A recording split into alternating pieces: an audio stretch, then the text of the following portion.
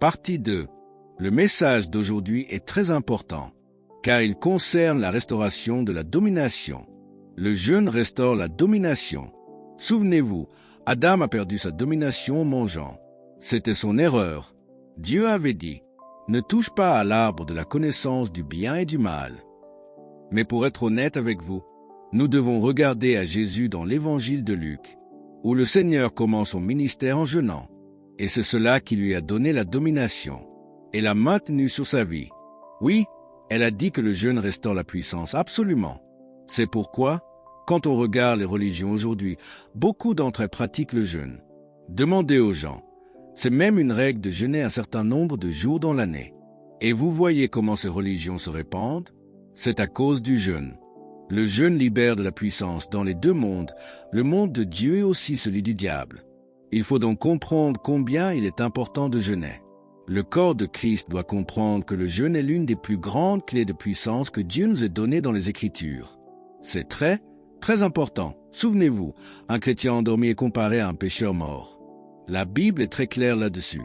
Réveille-toi, toi qui dors, relève-toi d'entre les morts. C'est ce que Paul a écrit. Le jeûne restaure la domination. Parce que lorsque la chair devient Dieu, la personne devient un idolâtre et perd la domination. Je veux le redire. Quand la chair devient Dieu, c'est ce qui se passe quand les gens ne jeûnent pas, la chair prend le dessus, elle devient Dieu. Mais le jeûne met la chair sous soumission. Souvenez-vous de ce que Paul dit dans 1 Corinthiens 9, 27. « Mais je traite durement mon corps, je le tiens assujetti. » Comment? Par le jeûne, pas seulement par la prière, mais par le jeûne.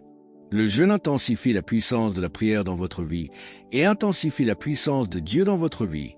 Le jeûne nous délivre de l'idolâtrie, car réfléchissez à ceci. Quand les gens mangent et ne jeûnent pas, leur chair devient roi. Quand la chair devient roi, ils sont gouvernés par elle. Et cela signifie qu'ils deviennent idolâtres, car leur chair devient l'idole qu'ils adorent. C'est pourquoi l'idolâtrie, ce n'est pas seulement adorer une statue ou une image, c'est aussi adorer son propre corps, au point que le corps devient Dieu, dit ce qu'il faut faire, et on obéit à ses envies, surtout quand il s'agit de manger. Donc le jeûne remet la chair à sa place. Encore une fois, dans 1 Corinthiens 9, 27, Paul dit, « Je tiens mon corps en bride, je le soumets de peur qu'après avoir prêché aux autres, je ne sois moi-même disqualifié. » Pensez au nombre de fois où Paul lui-même a jeûné. Je vais vous montrer quelques passages puissants à ce sujet dans un instant. C'est donc par le jeûne qu'il soumettait son corps. Dans 1 Corinthiens 10, 7, il est question des enfants d'Israël et je veux vous lire ce passage.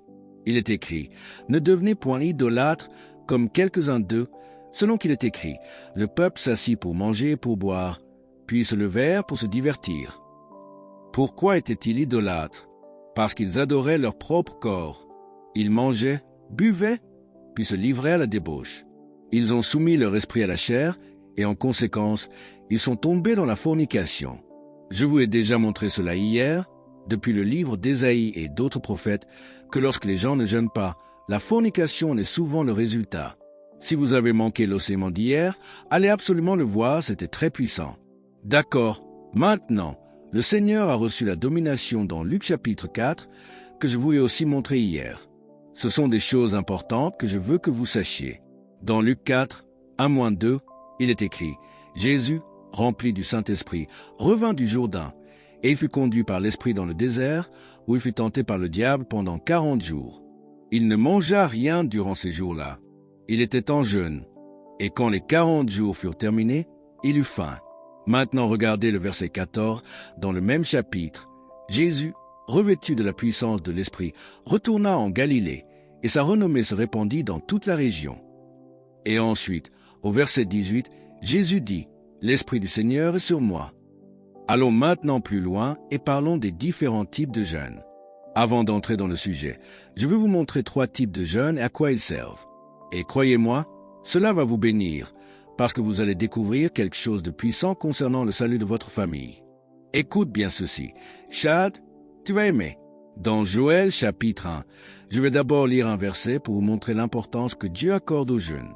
Joël 1, 14 dit, « Publiez un jeûne, convoquez une assemblée solennelle, rassemblez les anciens et tous les habitants du pays dans la maison de l'Éternel, votre Dieu, et criez à l'Éternel. » Voilà ce que dit le verset 14. Ensuite, regardez dans le chapitre 2, verset 12. « Maintenant encore, dit l'Éternel, revenez à moi de tout votre cœur, avec des jeûnes, avec des pleurs et des lamentations. » Donc, quand les gens jeûnent, ils reviennent au Seigneur, leur cœur revient à Dieu. Puis au verset 15, « Sonnez de la trompette en Sion, publiez un jeûne, convoquez une assemblée solennelle. » Il y a donc de nombreux commandements sur le jeûne dans la Bible. Parlons maintenant des 3 types de jeûne. Mais d'abord, je voudrais que vous vous posiez quelques questions avant de commencer un jeûne. Avant de parler des 3 types de jeûne, de leur but et de leurs résultats, posons ces questions. Premièrement, ce jeûne est-il conduit par Dieu ou est-ce quelque chose que je veux faire simplement pour perdre du poids? Si vous le faites pour la chair, vous avez déjà tout perdu avec Dieu. Alors, question numéro 1, est-ce que ce jeûne vient de Dieu? Est-ce que c'est Dieu qui me conduit à le faire? Numéro 2, mes motivations sont-elles justes? Écrivez ces questions, car vous seul pouvez y répondre. Il y a 5 questions que vous devez vous poser avant de commencer n'importe quel jeûne. Est-ce que ce jeûne vient de Dieu? Mes motivations sont-elles pures? Pour quels besoins spécifiques est-ce que je jeûne? Quel résultat est-ce que je veux voir? Suis-je déterminé à servir le Seigneur pendant mon jeûne? C'est fondamental, car Dieu ne va pas répondre si vous ne le servez pas pendant le jeûne.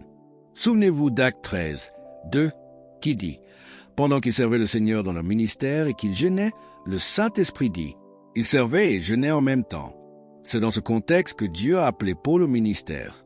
Donc, notez bien ces 5 questions et assurez-vous d'y répondre vous-même avant tout jeûne. Maintenant, voici les 3 types de jeûne. Le premier est un jeûne de 3 jours pour les situations de crise. Chaque fois qu'on voit une crise dans les Écritures, on voit un jeûne de 3 jours. Un jeûne de 3 jours signifie sans nourriture et sans eau. Le premier exemple que je veux vous montrer se trouve dans Actes 9, 9.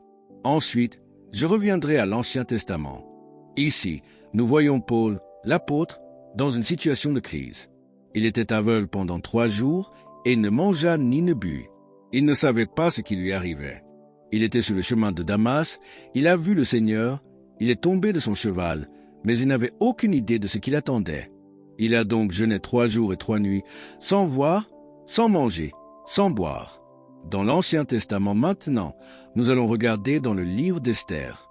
Souviens-toi d'Esther, elle savait par l'Esprit qu'il y avait une crise. Elle a dit, « Il faut que je jeûne 3 jours. » Dans Esther 4, 16, elle dit, « Va, rassemble tous les Juifs qui se trouvent à Suse, et jeûnez pour moi, sans manger ni boire pendant 3 jours, ni la nuit ni le jour. Moi aussi, je jeûnerai de même avec mes servantes. Ensuite, j'entrerai chez le roi, malgré la loi, et si je dois périr, je périrai. » Il s'agissait donc d'un jeûne sans nourriture ni eau pendant 3 jours et 3 nuits. Je crois que ce type de jeûne est destiné aux êtres chers, aux membres de la famille. Absolument. Et voici pourquoi je le dis. Parce que c'est à ce moment-là que Paul a retrouvé la vue. Il a jeûné 3 jours et 3 nuits. Et qu'est-ce qui s'est passé? Il a retrouvé la vue. Il a été rempli du Saint-Esprit. Laisse-moi te poser une question. Peut-être que tu ne connais pas encore la réponse, mais je vais te la montrer dans les Écritures. Dans Actes 9, 9, Paul est resté 3 jours sans voir, sans manger ni boire. Ensuite, au verset 10, il est dit qu'il y avait à Damas un disciple nommé Anania. Le Seigneur lui parle en vision et lui dit d'aller voir Paul. Au verset 11, Dieu dit, « Lève-toi, va dans la rue appelée la droite et cherche dans la maison de Judas un nommé Saul de Tarse, car il prie. » Il priait. Mais prier pourquoi? Il priait pour la vue, mais aussi pour comprendre ce qui se passait. Il avait vu en vision un homme nommé Anania venir lui imposer les mains pour qu'il recouvre la vue. Anania, hésitant au départ, dit au Seigneur que Paul persécutait les croyants. Mais Dieu lui répond au verset 15, « Va, car cet homme est un instrument que j'ai choisi. » Et maintenant, fais bien attention au verset 17. Quelle est la première chose qu'Anania dit en entrant? Il l'appelle « Frère Saul ». Cela veut dire que Paul était déjà sauvé. Mais quand a-t-il été sauvé? Lorsqu'il priait. Et quand priait-il? Pendant son jeûne de 3 jours. Cela signifie que le jeûne a ouvert ses yeux spirituellement et physiquement à son besoin de recevoir Jésus. Alléluia! Parce qu'il n'y a aucune trace que Paul ait été sauvé sur le chemin de Damas. Ce qu'on voit, c'est qu'il dit « Qui es-tu, Seigneur ?» Il ne connaissait même pas le Seigneur. Jésus lui répond « Je suis Jésus que tu persécutes. » Il te serait dur de regimber contre les aiguillons. Tu sais ce que sont les aiguillons ou gourdes? Chad, si tu ne le sais pas, peut-être que d'autres ne le savent pas non plus. Ce sont comme des pointes, des clous fixés près des sabots des béhufs lorsqu'ils labouraient. Si un bœuf sortait du sillon, ces aiguillons entraient dans sa chair pour le remettre dans la bonne direction. Les animaux savaient que s'ils ressentaient ces piqûres, c'est qu'ils devaient corriger leur trajectoire. Voilà ce que sont les gourdes. Donc Paul n'a pas été sauvé sur le chemin de Damas. Il a été sauvé pendant son jeûne, quand il priait. Et quand Anania est arrivé, il l'a reconnu comme frère. Pourquoi? Parce qu'il savait que le Seigneur l'avait déjà sauvé. Voilà pourquoi je dis que ses yeux se sont ouverts. Cela signifie que quand nous jeûnons pour nos proches, dont les yeux sont fermés par les démons, leurs yeux peuvent s'ouvrir. En effet, dans 2 Corinthiens 4, il est écrit que la raison pour laquelle ils ne sont pas sauvés, c'est à cause de l'esprit d'aveuglement, point l'esprit d'aveuglement. Ils sont aveuglés par un démon, non pas parce qu'ils ne veulent pas croire, mais parce qu'ils sont simplement aveuglés. Et le jeûne brise cet aveuglement. 2 Corinthiens 4 dit ceci: « Pour les incrédules dont le Dieu de ce siècle a aveuglé l'intelligence, afin qu'ils ne voient pas briller la splendeur de l'évangile de la gloire de Christ, qui est l'image de Dieu. » Mais le jeûne peut renverser cela. As-tu un proche dont l'esprit est aveuglé par l'ennemi? Quand tu lui parles, il ne comprend rien à l'évangile. Alors jeûne pour lui 3 jours et 3 nuits, sans manger ni boire. C'est ce que la parole enseigne. Le jeûne de 3 jours et 3 nuits, c'est pour les crises. Donc, si tu traverses une crise, ce jeûne te fera sortir de là. C'est aussi un jeûne pour le salut, mais principalement pour les situations critiques. Maintenant, passons au deuxième type de jeûne, un jeûne de 21 jours. Ce n'est pas un jeûne total sans nourriture, mais un jeûne partiel. Dans Daniel chapitre 10, on voit Daniel pratiquer un jeûne partiel pendant 21 jours. Regardons ensemble dans Daniel 10, 3, il dit: « Je ne mangeai aucun mets délicat, il n'entra ni viande ni vin dans ma bouche, et je ne me parfumai point jusqu'à ce que les 3 semaines fussent accomplies. » 3 semaines complètes, c'est-à-dire 21 jours. Pourquoi un jeûne partiel de 21 jours? Pour la révélation. Si tu veux que Dieu te parle, si tu veux qu'il te révèle des choses, tu dois pratiquer ce jeûne. Daniel n'a pas mangé de mets délicats, ni de viande, ni bu de vin. Il est probable qu'il ait mangé des légumes et des fruits, et bu de l'eau. Il s'est abstenu des aliments agréables.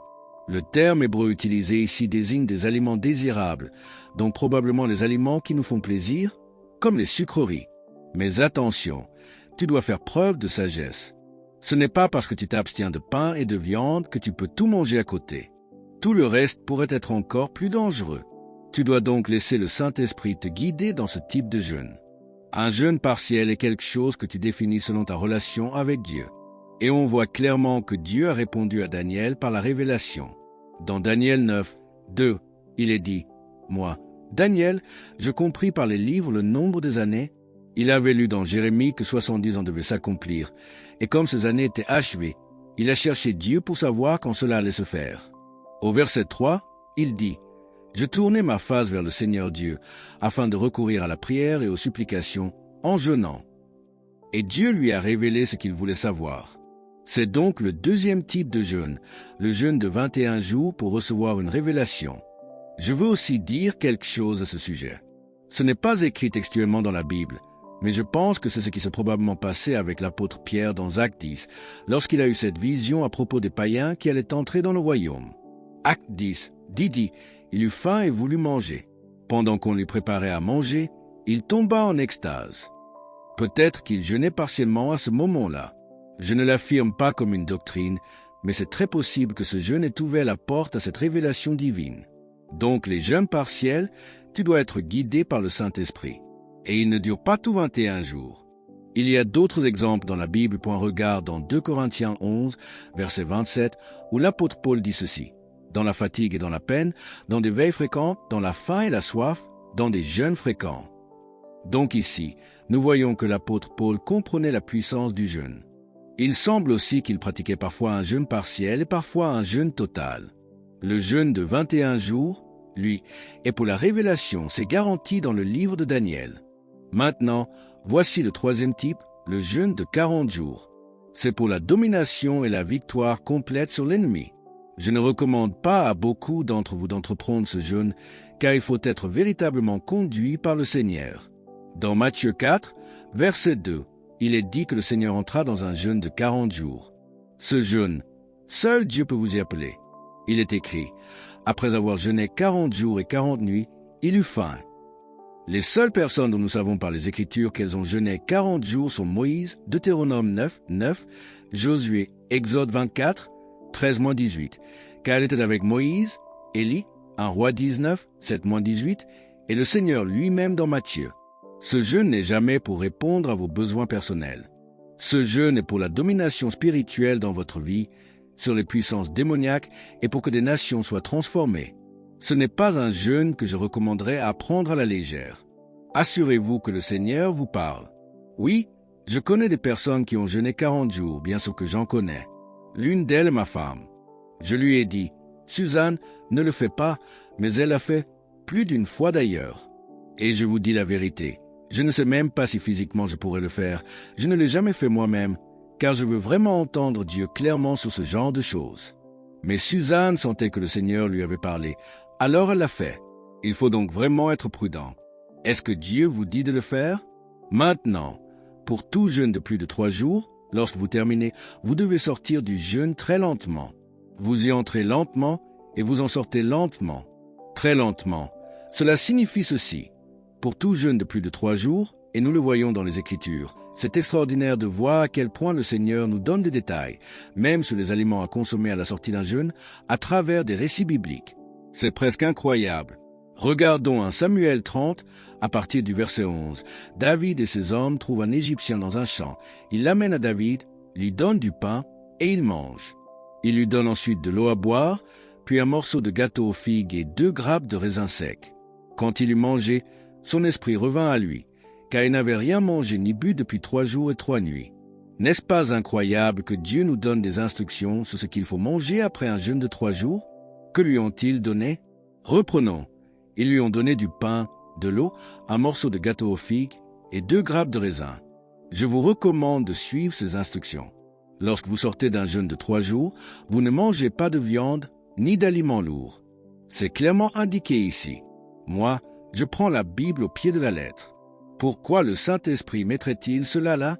Est-ce juste à propos d'un Égyptien trouvé dans le désert? Non, c'est pour toi et moi. Seigneur Jésus, je te loue pour cela. C'est incroyable que Dieu, à travers une histoire, nous dise quoi manger après un jeûne de plus de 3 jours. Ce n'était pas écrit pour lui, ni pour David et ses hommes, c'était écrit pour nous. Pourquoi l'Esprit de Dieu inclurait-il cela dans la Bible si ce n'était pas pour nous? C'est merveilleux. Donc, quand vous sortez d'un jeûne de plus de 3 jours, vous mangez du pain, vous buvez de l'eau, vous prenez un petit morceau de quelque chose à base de figues. Il existe de petits encas à base de figues en magasin et des raisins secs, et c'est tout ce que vous mangez. Ensuite, vous augmentez petit à petit la quantité. Faites très attention à la quantité, mangez lentement et reposez-vous autant que possible en sortant d'un jeûne. C'est très important, car ils ont aussi laissé l'homme se reposer. Et voici autre chose, quand vous jeûnez, n'en parlez à personne. Ne dites à personne que vous jeûnez. Dans Matthieu 6, 17-18, Jésus dit, « N'en parlez pas, sinon vous perdrez le fruit du jeûne. » Vous m'avez bien entendu, chers amis, si vous en parlez, tout ce pourquoi vous avez jeûné ne se produira pas. Ne dites à personne que vous jeûnez, que ce soit pour 3 jours, pour 21 jours de jeûne partiel ou très rarement pour un jeûne de 40 jours. Mais si Dieu vous parle, c'est votre décision, mais soyez très prudents.